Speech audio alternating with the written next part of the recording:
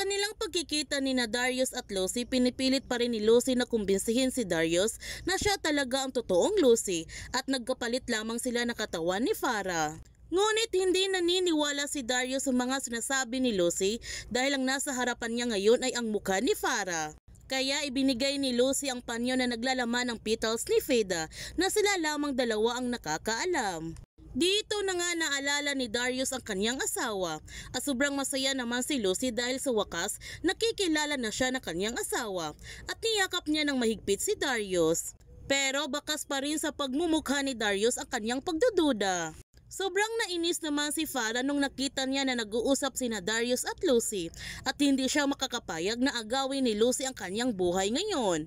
Kaya huwag natin palalapasin ang kapanapanabig na mga tagpo sa Stolen Life. Kung bago ka pa channel ko, don't forget to like, subscribe, ang click notification bell para palagi kang updated sa mga videos in-upload ko. Thank you for watching and God bless to everyone!